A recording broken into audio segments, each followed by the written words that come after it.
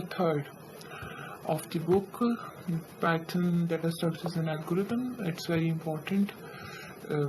It's a very basic book if you are going to learn about Python. So we are on the 3rd chapter now. We have discussed about 2 chapters, and now we are principles of algorithm designing. So basically in algorithm we have discussed about recursive function many times, but in Python we are going to discuss what is recursive. We are saying that recursive is basically useful for divide and conquer problems. We can use the function, we can call it again and again. Factorial function, we are taking the example of factorial function. You all know that, but what does factorial function mean? That the function is calling itself again and again until the termination state or the base case is not happening. Like until we have the initial state I equals to 0 termination state, it will not happen. The function will recall itself.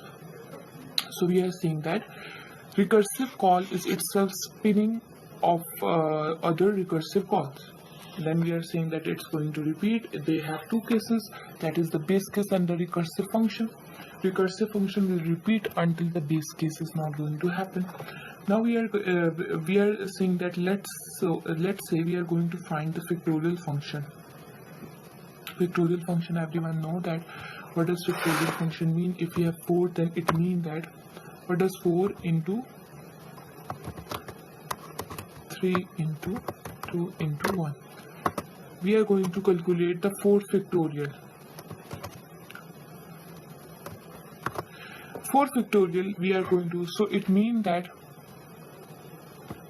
termination state is 1.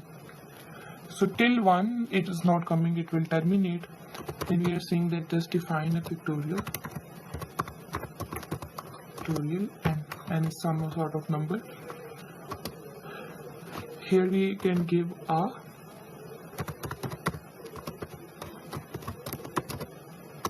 base case, we can test. So for base case, what we are going to do is saying that if n is not equals to 0, this is the termination state, just return us 1.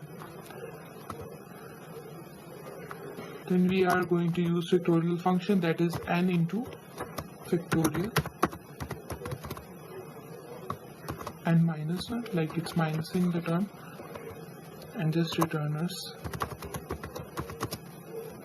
factorial, and then result equals to factorial of 4, and just print us the result.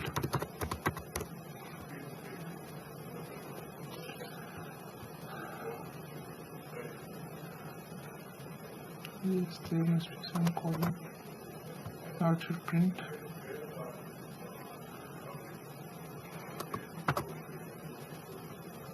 (24).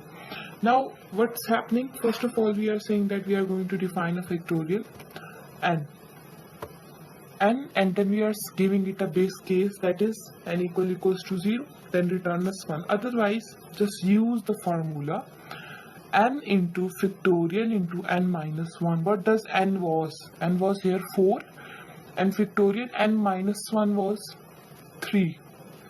Then it was returning 4 into 3, that was 12. 4 3s are 12. Into, then n was 12 into 2, 24. Then again it was returning, now 24 it has returned.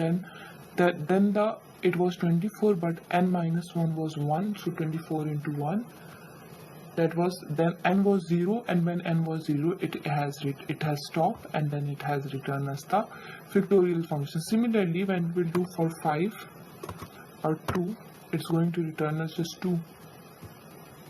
For 6 it will return us, for 3 it will return us 6, 3 2s are 6, and for I guess 5 it's going to return us 24 into 5, 120.